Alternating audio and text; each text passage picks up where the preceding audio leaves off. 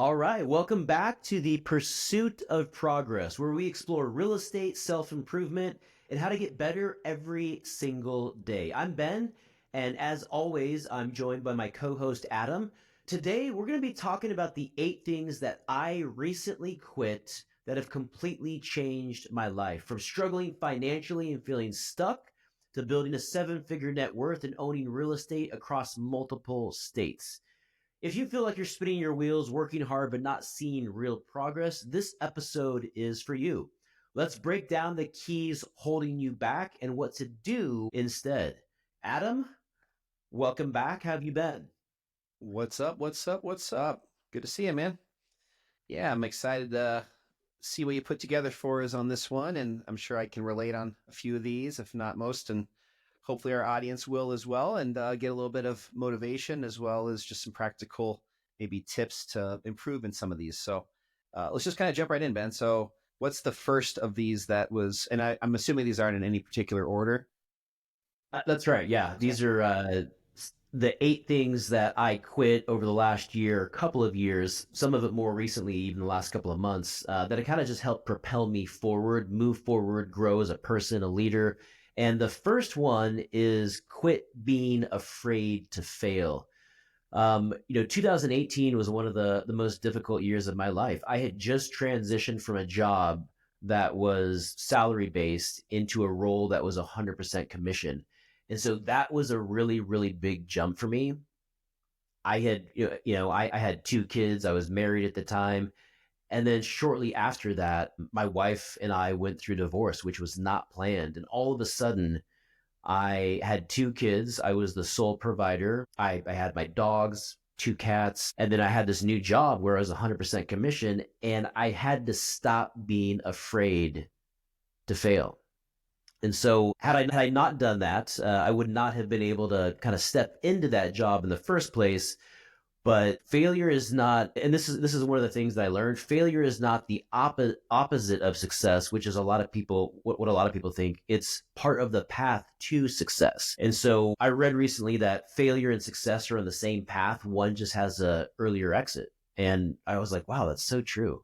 You can only fail if you quit or you give up. And I chose to keep going. But the reason that was so difficult is because in 2008, I was also a loan officer, and it was just incredibly difficult. And I got such a terrible experience for that job and that role that I told myself I would never go back. At the time, the market was incredibly difficult. I was right out of college, but I didn't have the skills necessary to succeed. And so I had put that label on myself that I was never going to do this thing or have a commission based job or have an entrepreneurial type job. And I lived with that label for a very long time. And so learning to take that label off and understanding that the only failure is not trying. Even if you try and fail, that's okay. That's part of success. In order to be successful, you have to fail. That's probably the biggest attribute of very, very successful people is they just have a totally different understanding and perspective when it comes to failure and see it as an opportunity and just, again, getting one step closer as opposed to this, thing that you make out in your head to being so much bigger than it actually is. A lot of times it's not even ourselves. We're worried about just how it's going to make us look in other people's minds. Yeah. Like just, getting to the point where you can just not give. And you know what about that? I mean, it just changes everything. So yeah, just quit being afraid to fail. That's a huge, great, great lesson to keep as number one to kick us off. Yeah, and it's difficult because the reason it was so hard for me is because we are taught through our education system, our culture, that failure is a bad thing. You failed this test, you failed this class. But some of the most successful people are the ones that failed the most classes or the most tests or have failed the most businesses. So that's been a really, really powerful lesson for me. This one, I would say this next one has been almost equally as powerful, and that was quitting alcohol. To me, it was a silent killer. And the reason this was so challenging for me is, growing up, I was not someone who drank in high school. I never drank. I never did any type of substances or drugs. I was very, clean lace with a lot of that stuff. And then in college, I started to drink and party a little bit. And then entering the professional world, all of a sudden, I was in a workplace and an environment where drinking is very common. Happy hours, social events, even in some cases, drinking at the office. There was always beer in the fridge. And so I kind of just developed this habit where alcohol was part of my daily life. I'm not saying that I was getting hammered every day, but it was like, I might have a drink at lunch and then come home and have two or three drinks. And deep down, I knew that it was holding me back. And then there were times that I wanted to quit, and I even tried to quit because I knew that in order for me to become the person that I'm called to be, alcohol is not part of that because it's just going to hold me back. But it didn't happen. I wasn't able to let it go until my mother's passing in 2021. She was on vacation in Cozumel after COVID and ended up drowning while she was on vacation. And I made a promise to her after she passed. She was out on the medical table.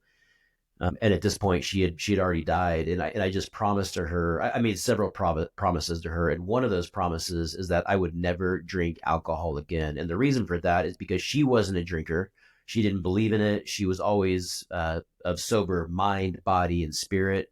And I wanted to do that as a way to honor her. And looking back, I feel that alcohol had a certain power or control over me that I wasn't even aware of. And now that it's no longer part of my life, I feel so much more powerful knowing that I have given this up and I have conquered this vice. And so we all have different vices, every single one of us. For me, it was alcohol. For the next person, it could be marijuana. It could be porn. It could be what it is. It's something that's holding you back from the person that you're called to be. And it's something that all of us know. We have those things that we know that we do that, this probably isn't in my best self-interest, or I shouldn't do this, but I'm accustomed to it. It's part of my habit. So that would be my suggestion.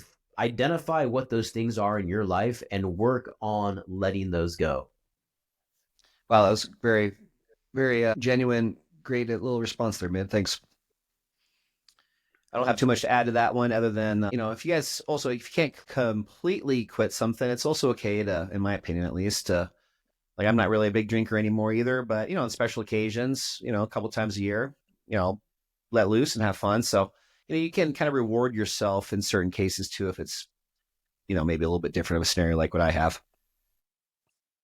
I think that's important too. My personality type is I've always been like all in or all out, and Yeah. that's just kind of how I am. So I know there are other people out there like me. If you're someone like that, it's probably better to just not dabble. But if you do have the discipline and you can allow something not to take control over you, then I think that's fine as long as it's not holding you back and you're able to be responsible.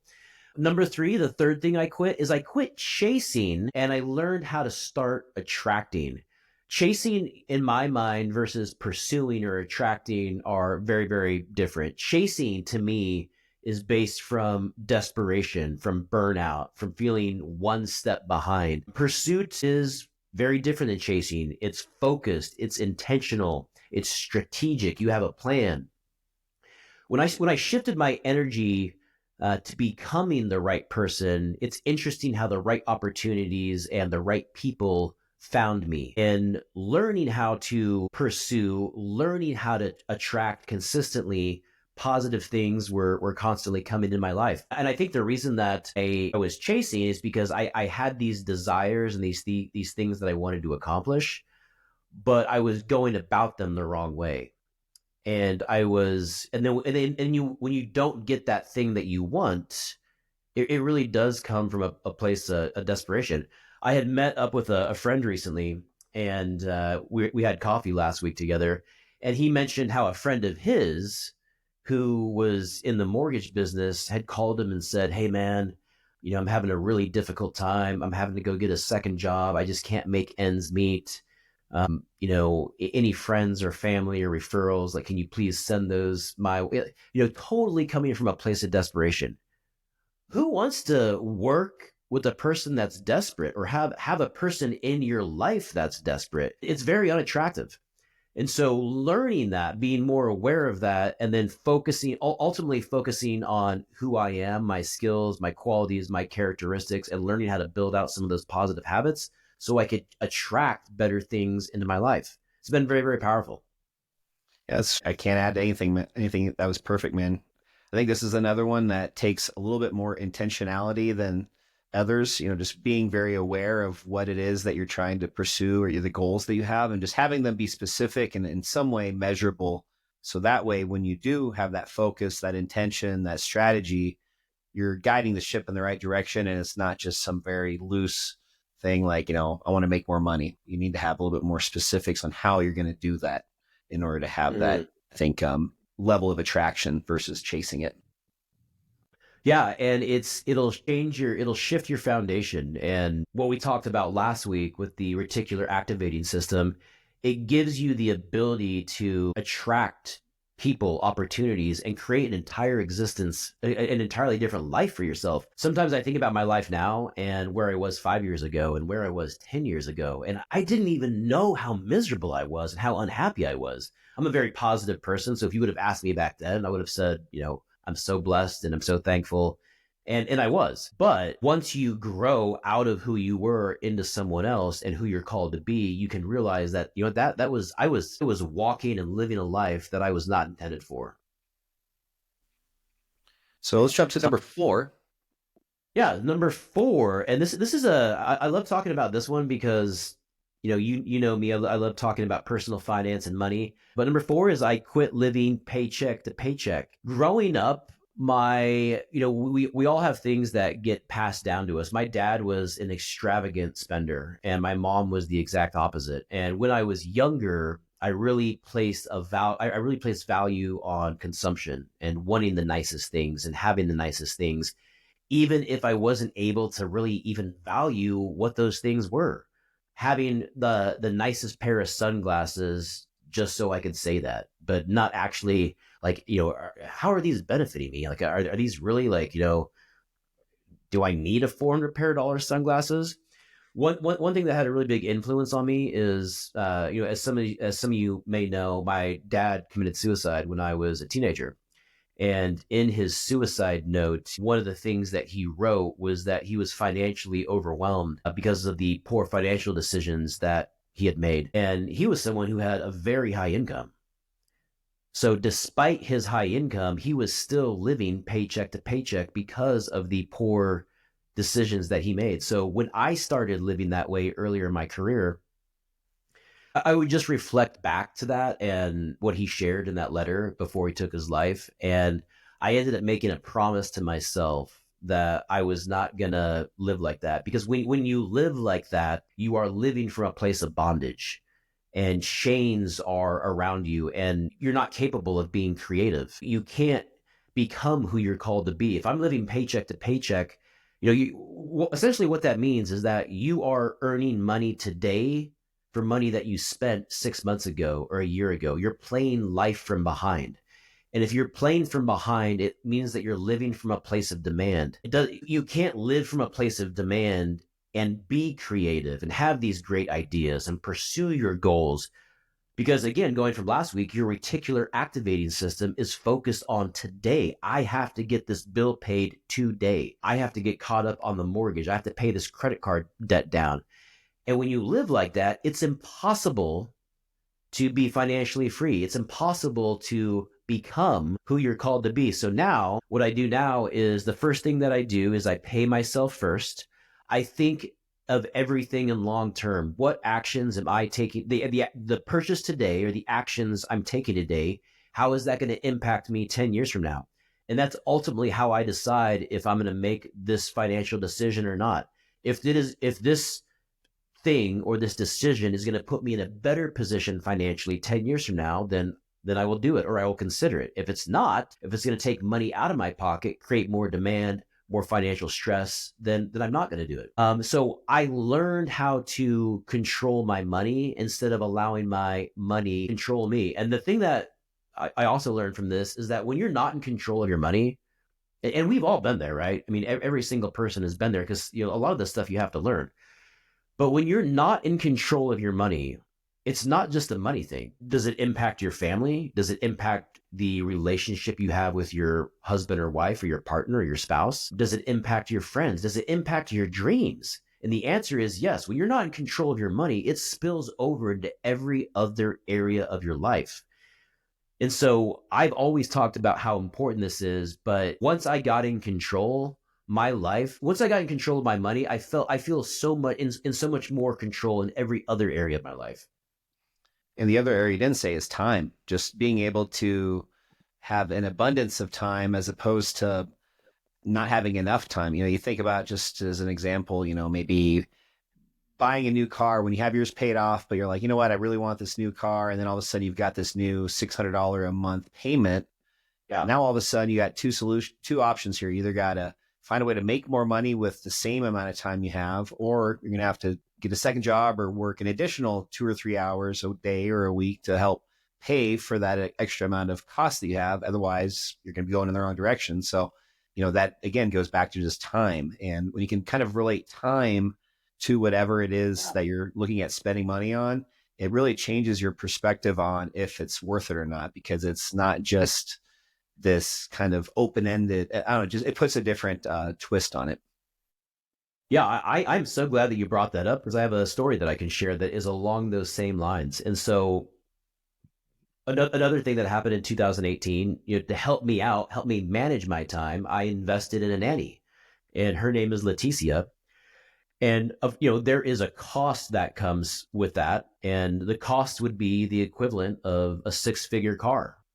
And so I could own a 6-figure car that I'm making payments on every single month, or I could have a live-in nanny who lives here for the same cost or the same price, but where the value is so much more. It's tremendous value, because she is doing things that are just so important. She's cleaning every single day. She helps prepare meals. She helps watch the kid. All of those things that she does, not only does it give me more time to focus on the things that I'm good at, focus on high income activities, but it also brings so much more peace into the household. Now, can I flash that on social media? Well, what's easier to flash on social media, a nanny or, a Lamborghini or a 6-figure car? And so learning how to make those decisions, that's a perfect example. Learning how to make that decision where I am going to invest in the thing that is going to bring me value today and over the next 5 years, instead of the thing that's going to make me poorer, which is the car. But what if I was making a $2,000 car payment every month on something that's going down in value, going down in utility, I'm paying interest on? There's no comparison. This week's sponsor is Adam Sells Denver. This episode is brought to you by Adam Sells Denver, because in 2025, real estate isn't just about buying and selling, it's about winning. And I love saying that. If you're thinking about making a move this year, you need a strategy that works in today's market, not last year's. Here's what you need to know about Adam Sells Denver. Over 50 5-star Google reviews, because results matter. Tons of free resources at adamsellsdenver.com to help you navigate the 2025 market like a pro. If you haven't been to Adam Sells Denver, check it out. Incredible resources, handbooks, videos, testimonials, reviews. There is not a more impactful website in Colorado when it comes to real estate. Adam Sells Denver is also partnering with me to host a live masterclass webinar where we take you through everything from A to Z about the home buying process and how to succeed in 2025.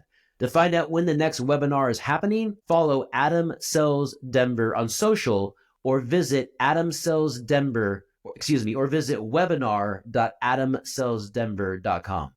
All right, let's get back to the show. All right, thank you to our sponsor. So number 5, talk a little bit to us about just quit thinking about your dream car and start envisioning your dream life. This is a little bit of a kind of a carryover from this last one that we were talking about before the break.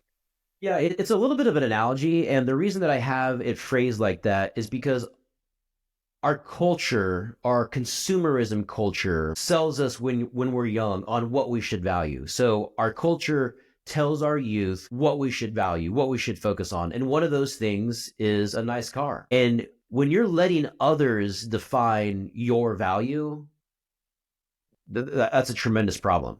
But it's a huge part of the problem. So the reason that this is so concerning is because not only are we letting others define value, but it's a tremendous financial trap. So instead of focusing on something that's going to make me poorer, instead of focusing on someone else's goal, I learned to take control and start envisioning my dream life. I just started asking myself, what does my dream life look like? Where do I live? Not just where do I live or what kind of car do I drive, but how do I live? What kind of relationships do I have with my kid? What kind of relationship do I have with Grace? How do I communicate? How do I lead my day to day? Am I someone that's in shape?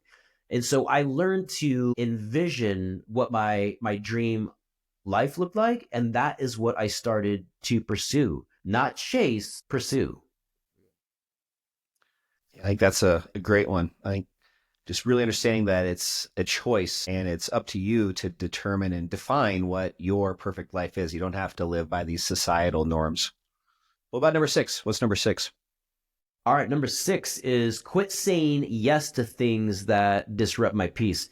Let me ask you, have you ever said yes to something that you want to do, is well-intended, and maybe you're helping someone out, a parent, friend, family member, customer, but you also know that it's not in your best interest and it's going to make your life more difficult and maybe even make you, not as happy, or it's going to bring stress into your life. As an example, I have a personal story to share. Our neighbor's dog, who we love, his name is Zeus, and he's a standard poodle, and he needs to get rehomed. And we love this guy. We love this guy so much that every time he gets out, he doesn't run away.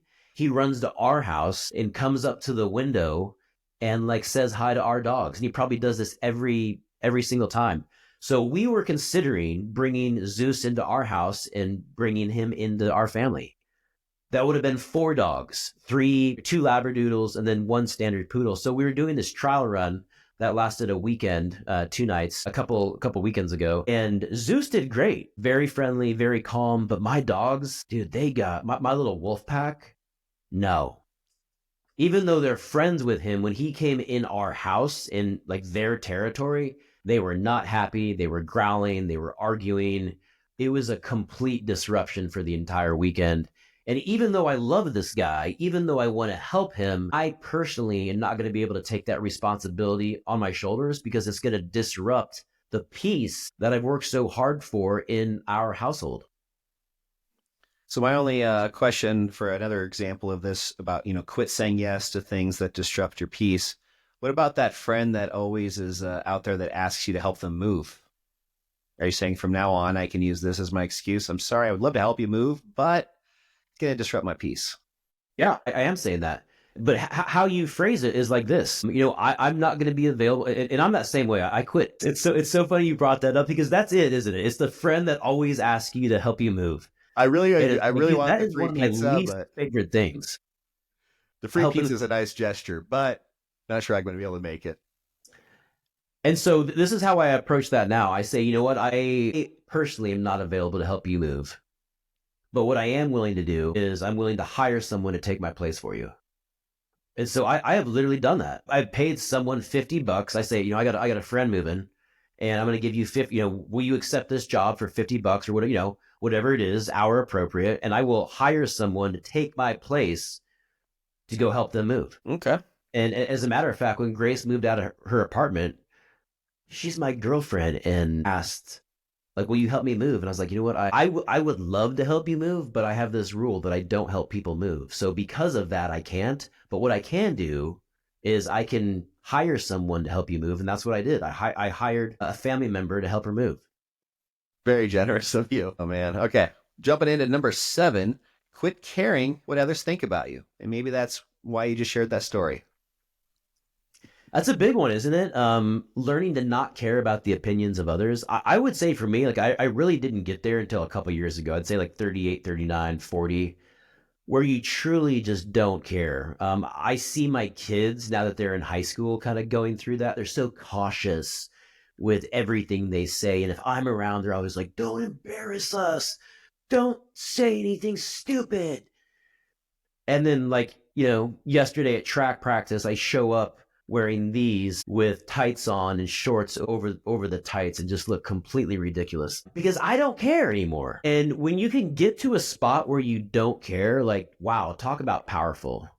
Look at the brand Crocs and how multi-billion-dollar industry, all based off this exact principle. You just don't Oh care my what people gosh. think for Crocs. And I told my kids that. I was like, I don't care what people think, but I see you wearing those effing Crocs. Like that's terrible. They are so ugly. But one thing, this is a lesson that I learned kind of going through this process, is that people are going to be critical of you no matter what. And I think a lot of times we forget that. If you fail or you lose, people are going to be critical of you. But what about if you win? People are going to be critical of you as well, even if you win. And I share that lesson with my kids. It doesn't matter what you do, the critics are always going to be there. So just don't listen to them. There was a recent study done by the University of Southern California, and it found that 90% of people's opinions that they criticize you on are based on their own insecurities, not yours. So when someone is being critical of you for losing or failing, well, it's an insecurity that they have. But when they're also being critical of you for winning or doing a good job or questioning, how did you do that? You must have done something unethical, or what corners did you cut? They're questioning their own insecurities. Yeah, I think that is the biggest thing to realize to help get over that hump of not caring anymore. So I think it's something maybe about hitting your 40s, because I think I'm about the same timeline as you on that one. So maybe it's one of the gifts of hitting, going over the hill, so to speak. Yeah, it's funny because I've read a lot of just kind of literature recently, how life doesn't really start until 40. And even though you do get older and you look different at 40 than when you were 20 and when you were 18, for me, I feel like life's getting better and better. I am enjoying life more and more, and I feel more confident. I feel more blessed. And so it's like these years really are just getting better every year, how I feel. Give me a Kleenex. Ooh, doggy. All right, we'll close this out with number 8. What's number 8? All right, number 8, quit relying on a salary and look for performance-based work. This is a tough one for a lot of people, and I was in this boat. And the reason for this is because we are sold a certain philosophy when it comes to our education system and our culture. Go to school, get good grades so you can get a good job and live the standard American life and have security.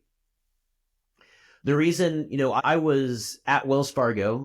I started at Wells Fargo back in 2010. And in 2014, despite being a top performer at Wells Fargo, I was laid off, and I was laid off with very little notice. And that's when I realized that, my results really don't matter from their perspective. I'm literally just an expense line item. And it's like, you know what? We need to get rid of expense line items 1,352 through 1,160. We need to get rid of those. Let's just go ahead and cut those out of the budget. Don't care about results. And I think most people feel that same way, that when you're on a salary because your income is predictable, it's safe and it's secure. Here's the thing, though. It's not. When there are layoffs, when there are economic contractions, if there's a recession in the economy, what jobs are the ones that are first eliminated? It's the people that are on fixed income or salaries. And when you learn how to get paid off of your performance, and also the thing about a salary is that I was great at my job at Wells Fargo. I was underpaid, though, because I was doing such an exceptional job. I was getting paid the same as the person next to me who was average at their job, and I was getting paid the same to the person next to them who was bad at their job. So when you have performance-based work, there's no limit on how much you can get paid, how much you can get compensated. So the more skilled that you are, the more value that you can bring to the marketplace and to your customers, the more you will get compensated. And so learning that in 2018, going from that salary to that role that was 100% commission, I had set some goals for myself that year. And, kind of going back to last week's episode about the reticular activating system and kind of where I was at with my mindset, my mind frame, I could only envision myself like I was like, you know what, if I made this much money, I would like, that seems like all the money in the world. Like, and I ended up blowing like way past that. Like, but I wasn't capable of even believing that at the time. And so here we are 7 years later. Now it's not even as much about income. Is it when you're performance based, you get an opportunity every single day to invest in yourself, develop your skills, grow as a professional, grow as a leader. And you have to, otherwise you're not going to be able to keep up. And you don't have that same urgency and incentive if you're on a salary working for someone else. I know some people are on a salary, and that I was too, but start a side hustle. Start looking for ways that you can develop yourself, increase your skills. Not only will you be able to earn more, but you'll be more confident with who you are. You'll get to develop yourself in ways that you hadn't otherwise. And if you're at a salary type position and you really are that top performer and you feel like you're underpaid, going to whoever's your boss, whoever's in charge of that, being able to kind of give them an ultimatum, like either give me more of a performance-based format of pay or I'm going to walk, or, at least having that ability to even get creative within salaried positions. And I love, though, your point about just a side hustle, just really leveraging the other, 16 hours a day outside of the 8 hours you're working at your primary job. Yeah, I mean, because it can be very intimidating. And for me, that was one of the most difficult decisions that I made. And my wife at the time kind of just pushed me off the salary edge, so to speak. And she was like, dude, you have to go try this because, there is so much opportunity. And so I'm always very appreciative of her really pushing me to do that, because I don't know that otherwise I would have done it. Well, sometimes, guys, we all need a little push, man. We need a little push from a friend, a family member, or a podcast. It's got to push it, baby. That's right. All right, guys. Well, hopefully you got a little value out of these 8 really, really, I think, kind of diverse, list of lessons that Ben learned. I think all of these had some cool little takeaways. I know I got some out of it. But again, we talked about those 8 things that Ben quit that completely changed his life. So if you guys are serious about creating freedom financially, mentally, and physically, start removing the things that are holding you guys back. If this episode gave you guys value at all, please share it with a friend, subscribe, leave us a review. That really helps. And if you're serious about learning how to dominate in 2025, head over to adamsoulsdenver.com, sign up for our new free live webinar. It's going to be about every other week right now, and it's packed with game-changing insights you guys will not hear anywhere else. You guys can find the next live webinar at webinar.adamsoulsdenver.com. And until next week, hope you guys have a good, productive next 7 days until we see you next time. Get after it. Love you guys. Hope to see you on the webinar. We did our first one a couple weeks ago, and wow, I'm just so excited. We talk strategies, we take questions. We are there to serve you. So stop by, join us. We'd love to see you and see how we can help you. See you guys.